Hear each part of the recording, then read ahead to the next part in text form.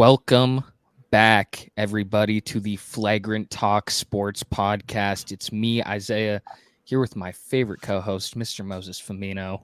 What's going on, everybody? Welcome back to today's episode. And what we got, as you can read in the title, we got winners and losers of the NBA draft. We've had a couple days to think about it. Moses and I both have 3 winners, 3 losers. We're going to go in depth as to why we have them. And kind of counter any points. Ironically enough, Moses has a loser that I have a winner, so it makes for a fun little exercise here as to how we saw the draft. For sure. I also want to throw a little mini plug into our live stream that we did for this NBA draft. It was a great draft. We had lots of friends on, lots of comments. It was great to have the support, and we really appreciate it. So I'm going to talk about some things in this video that I've actually changed my mind on since. Oh, okay. I said a couple things in the moment that maybe it was emotional, a little upset, little whatever. We had a 4-hour stream. That was a long day. Yeah. So a couple things might have been said in there that I might not have meant. So hopefully we'll clear that up here in this video. So I'm excited to jump into it. Yeah. With that being said, let's jump right into it. I'll get us going here. I'll list my 3 losers, and we're coming in hot. Okay. Damian Lillard. Now, I wanted to preface Lillard as opposed to the Blazers. The Blazers, I would view as a winner. They got Scoot Henderson at 3. Win. He's, in my opinion, the second best guy in the class. You got him at 3. So huge. That's a win. But you didn't get a superstar to pair with Dame. And so now the narratives, as we've seen, have started where it's like, okay, if Dame isn't satisfied with that, it might be time to move. And this draft, although you did get a great prospect, might be what ends up sending him out of Portland. So for that reason, the first loser on this list is Damian Lillard. Moses, would you agree, disagree? I would have to agree with your take. Yeah. The only thing I slightly disagree with is maybe they did get their star to pair with Dame. True. Maybe Scoot comes out. True. All-star season, rookie of the year type, Derrick Rose type beat. Yeah. The Portland makes the playoffs. Obviously, I don't think they're good enough to do anything. Yeah, of course. But you never know, man. So that's the only thing that I'll disagree with. But I would have to agree with the overall take as Damian Lillard is a loser because Scoot's probably his replacement. Yeah. Because they're gonna need more than just him. So I would agree overall with your take. Yes. Yeah. And obviously, I'm not calling Lillard a loser. Yes. I'm saying he lost because of draft. Yes. Yes, he's an incredible point guard, obviously. Any team would be happy to have him play for him. So 100% agree. 100% agree. The next team I've got is the Charlotte Hornets. Now, this is the inverse of my Lillard take. I think that Brandon Miller isn't a loser. I don't find that to be a loser. As I've gone on record to say many times, I think he's going to be a great player. He's going to be a great scorer. And I think the fit, as you talked about a lot with Melo, is going to be dope. I'm really excited to see that pairing. However, I did have Scoot as the second best player in the class. I would have gone with Scoot at 2, regardless of fit. I would have drafted best player available.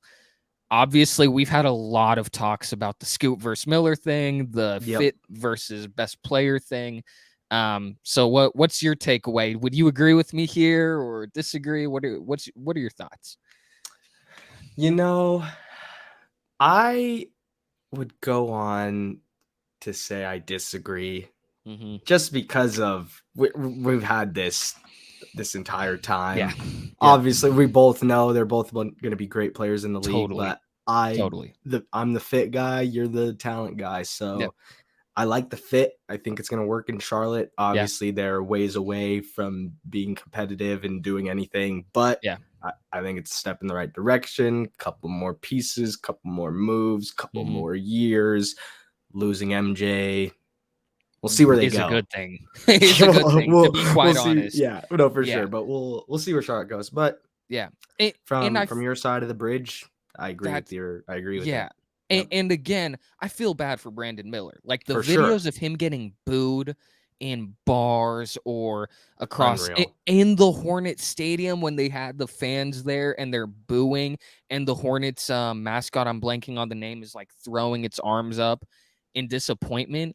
That's sucks, unreal. man. Yeah, no, that's horrible. That's not cool. So that's why I didn't want to have Brandin Miller as a loser here. I was, it was more, hey, I think you should have picked Scoot, but regardless, I think they'll both be great players, like you said. Yep. And the last one I have, Blockbuster NBA Trades. They 100%. Were, the NBA draft we talk about all the time, and it's talked about all the time, is, oh, it's so random. There's so many random things. It's so unpredictable. It was pretty by the books this time around. You had a Fowler and Cam Whitmore. You had some stuff, but you didn't have a blockbuster trade. No Zion movement, no Dame movement, no surprise Pascal Siakam move, anything like that. Yeah. And so I think just from a viewer standpoint, it was kind of shocking because the whole time, like you referenced our live stream, when we were talking prior to Wembanyama being picked, we're like, oh, is Zion's name going to pop up that he's traded to something? Yeah. And it wasn't. Never. And, the draft was still entertaining, but I did think we did miss out on a blockbuster trade that night. So yeah, that's my last one.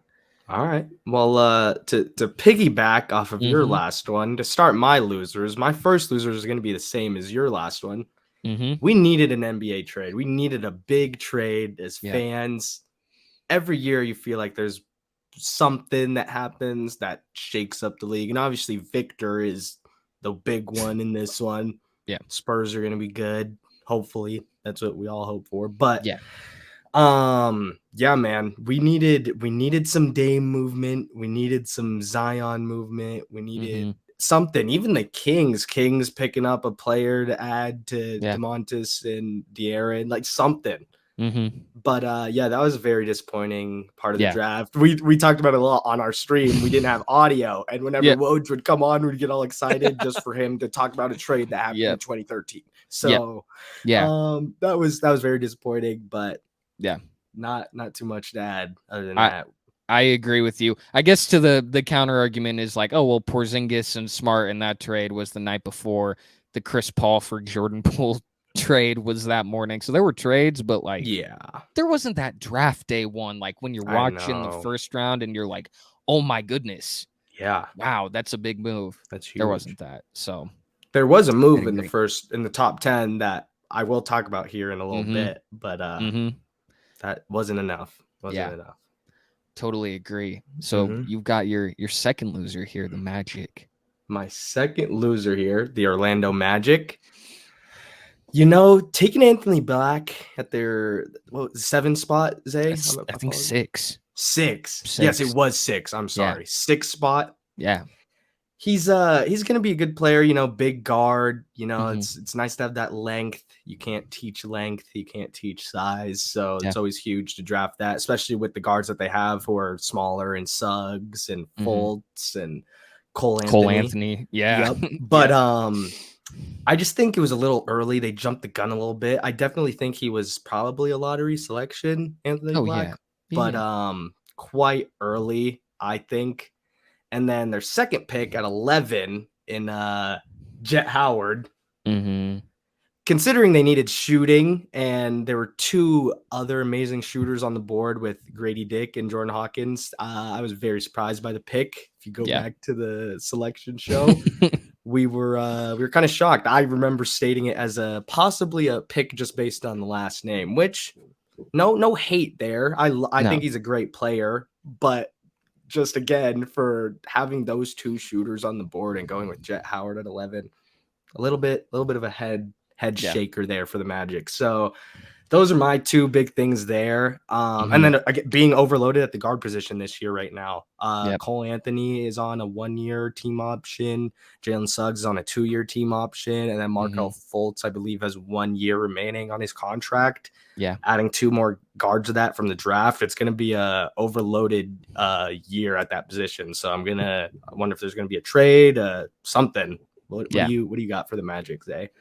Yeah, I would say, you prefaced a lot of the same points I had, which we're like, yeah, I think Anthony Black is going to be a great player. He's a great defender. He's 6'7". Jet Howard, he could play the 3. It's not like it wouldn't be crazy for him to do that. But it is kind of surprising to pick Jet at 11 when he was a dude in a lot of mocks who was like early to mid 20s. Yeah. I feel like you could have traded back and gotten some value and still landed on your guy if that's the guy who you really, really wanted. 100%, because teams would have taken Grady Dick or Jordan Hawkins before him. Totally. Yeah. So, yeah. Yeah. So I would agree with you on the pick. Thank you. Thank you. As for my last loser, I was debating between a couple teams here in my last spot, but I ended up settling on the Washington Wizards. Might be a surprise to some, definitely a surprise to you. Yeah. But I just think the Coulibaly for Jarris Walker trade, I think they were the loser of that. Yeah. From what I've heard, they also gave up 2 future second round picks to the Pacers. If I was reading that correctly. Yeah, I feel like it's flipped, but I'm not 100% sure. Because we didn't have audio. Trades are, yes, and that too, that didn't help. But either way, I think Jarris Walker is a better player between the two. You were very high on Coulibaly. You said he was going to go in the lottery, so kudos to you for getting that. But even you said, we talked about it. Out of the top 10 picks, he's the one guy who would have been changed. It's just a little bit too early, a little bit too risky, I think, in that spot. Yeah. A couple other big men who could have gone in that position who would have fit in, and I feel like would have been probably a little less risky, but more value there. So that's why I got the Wizards as a loser. I don't think Coulibaly's going to be a bad player. I think he'll fit in well with them, but I would have gone with Jarris Walker personally. Yeah. And also, I think we got to talk about this. There was a post on Instagram about, the big man thing. No Drew Timme drafted. No Adam Sanogo drafted. No Oscar Tshiebwe drafted. Yeah. It's a different game. The NBA is changing. But I think Sanogo and Timme is different. Timme doesn't really have a shot. Sanogo has a little bit of a shot. I think those guys should have gone drafted, at least in the second round. Those guys are too good, too skilled. And maybe I'm college biased. I'm going to talk. I was going to the Wizards selected Tristan Vucevic in the second round, some random Serbian guy from the EuroLeague. Good, take a shot on him. You never know. Could be the EuroLeague. They're producing a lot more players nowadays, but I personally would go with the college player that played in March Madness and made it far and made it on a run. Tristan Vucevic played a certain amount of minutes every game. His best game in the EuroLeague was like 8 points and 2 rebounds or something. Like they're just going off of size and potential at this draft point. So stash literally. Type. So I don't agree with that. I don't like that, especially as a fan. I want to see players drafted, and I want to see teams get them out there, get them going. I don't like this draft and stash, whatever. So that might just be a nitpicky little thing for me, but that's why I got the Wizards as a loser, man. What do you think? Yeah. So to transition to my winner, and to start this trend, I have the Wizards. But to touch on the college point that you brought up, I totally understand that. I think it's weird, and those big men, it's so different now. Julius Randle, I got a clip on TikTok. He was just on a podcast saying the NBA is so different now. If a guy like me can't shoot and space the floor and at least hit a 3-ball consistently, I don't play. Yeah. And it's crazy that it is crazy. You're now 7 feet tall, and NBA teams are like, well, you better be a solid shooter, at least a guy we can look upon to shoot. Like, that's why if Andre Drummond played in like he's arguably the greatest rebounder ever. He's at least in the convo. When you look at his stats, dude, when we were growing up, those 2020 games every other day and like consistent, it used to be insane. But now you think that that's a perfect example. Zach. Yeah. And the league is so different, and Drummond is a really good player. And if you brought him back in time, probably and you had had drafted, Bro, yeah, it would be like a whoa. And what? I think he was a top 10 pick when he was selected. And that was what, less than a decade ago? Like the league is so different now. So for sure. I agree with your take on the college thing, but I disagree with the Wizards take. And I say this more because they now have a sense of direction. We touched upon it in the draft lottery when we made our picks. You traded Beal, you traded Porzingis, you've gutted your team, absolutely gutted your team. And instead of being in this middle ground where it's like, oh, they're not terrible, like the Wizards are never the worst team in the league. Yeah. They're also not a playoff team. Like that sucks to be a fan of. You're like, bro, just suck. Yeah. So then we can get the Wembanyama's, so we can get the Scoots, so we can get those players, but you don't. So I think the fact they have a direction is the win. You lost those trades, but you won. You have new management. You have a clear-cut direction. I also think this is the best spot Bilal could have landed. To be honest, if out of every team he could have landed anywhere, it's the Wizards.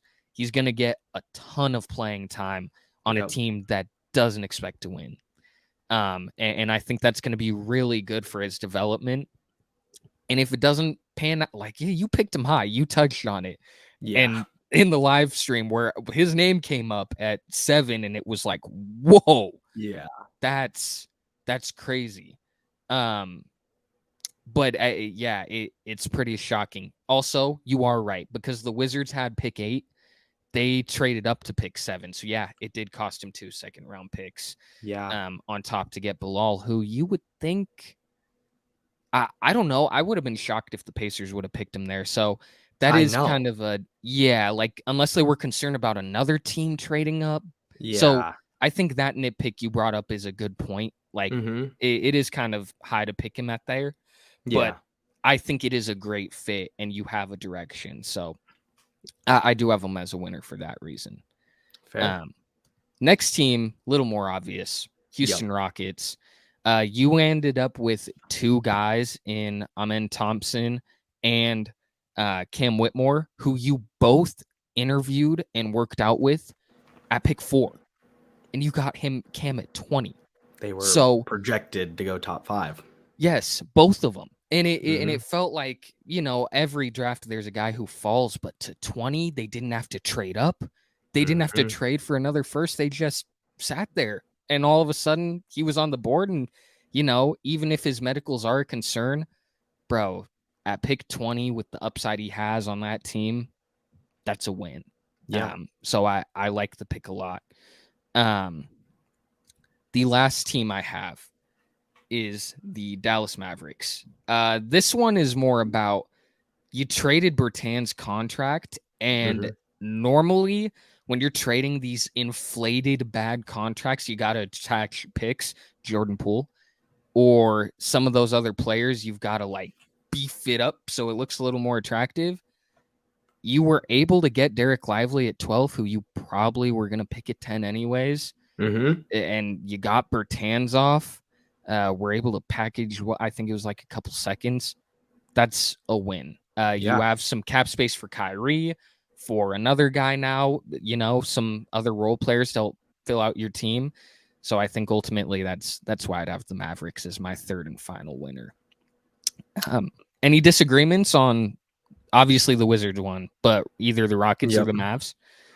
The Rockets one, 100% agree. Very close to being a winner on my end. Yeah. But I thought that was pretty obvious to get. For sure. The only thing that can stop them is if the Cam Whitmore injury thing was true, but I still like taking a shot on it. So good at 20 there. Yeah. Easily. Yep. And then the Mavericks one, huge. They bolstered their interior defense, which is what they needed. Got rid of that big contract. Pretty masterclass-ish from them in this draft. Seriously. So absolutely. So I like your winners there, man. Yeah. But as for my first winner, might come as a surprise to some people, because the Cleveland Cavaliers didn't have a lot of action in this draft with only 1 pick in the second round at pick 49. But I think it could possibly be a future steal of the draft in Amani Bates, who a lot of people, there's a lot of talk about Imani. He's a future number 1 overall prospect coming out of high school. He was that guy. Got into some legal trouble, got into some school troubles, transferred from Memphis to Eastern Michigan. Pretty sure he sat out a year. There's a lot of stuff that happened with him.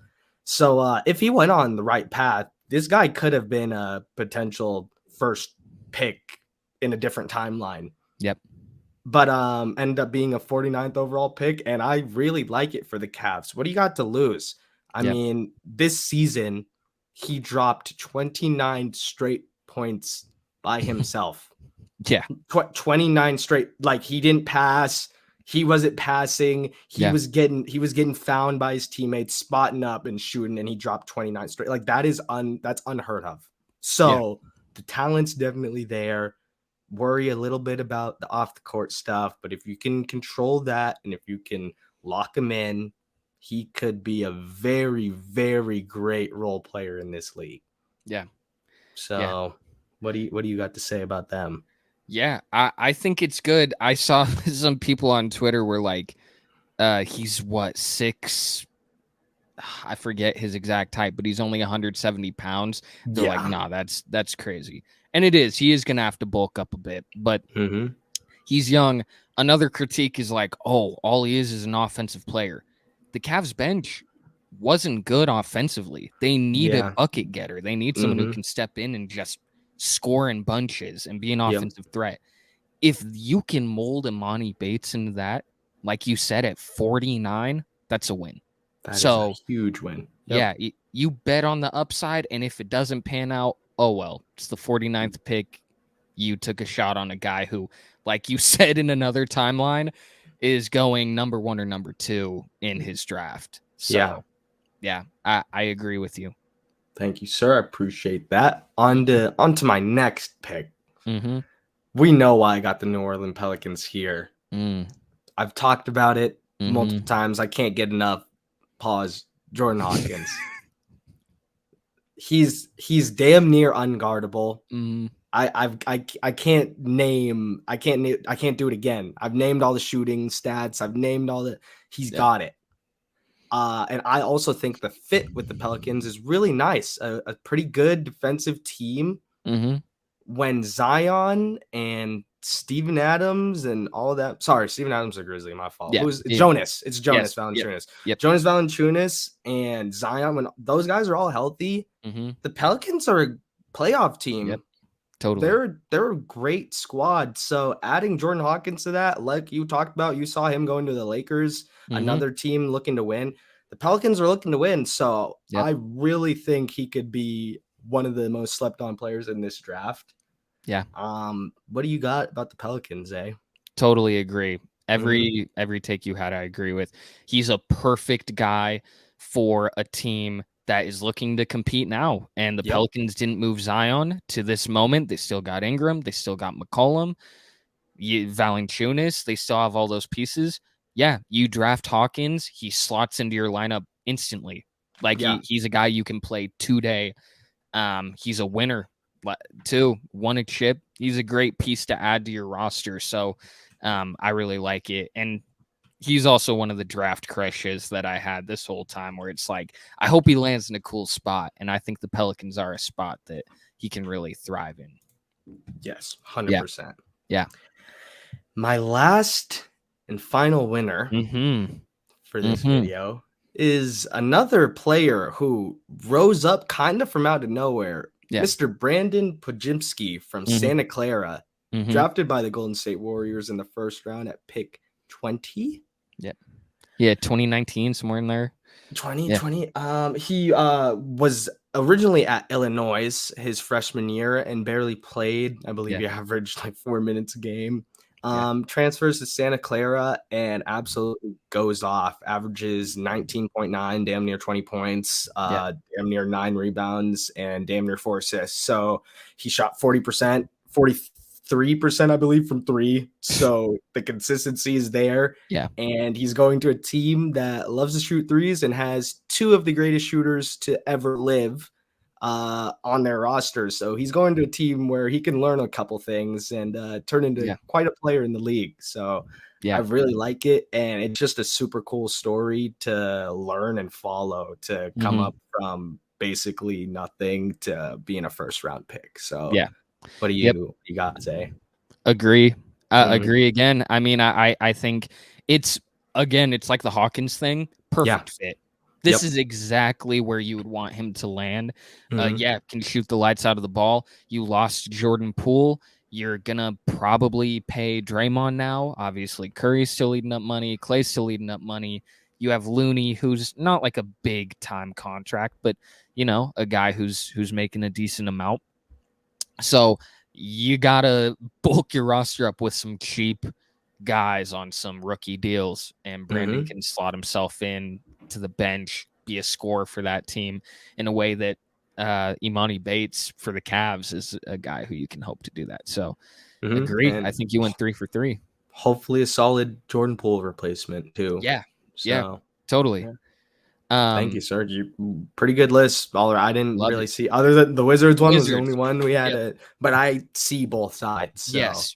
Exactly. It's a tough thing. And again, we could look at the Wizards 5 years from now and they could still be in the basement of the league. And all of a sudden it's like, well, damn. And Bilal doesn't pan out. And it's like, wow, no, they're losers. Like they lost. But as of now, the fact they have a direction after all of these years, to me, is the difference maker. For sure. So before we close this out with the song of the pod, we'd be remiss to not talk about the ultimate winner. Yep. It's the Spurs, man. I mean, we can make these lists about winners and losers and da-da-da-da-da. Trying to be different. It's the boring. It's the bland. It's the meat and potatoes, but they're the one. You got a generational prospect at 1. Didn't have to trade. Balls, literally ping pong balls fell in your court. Yep. You're getting a guy.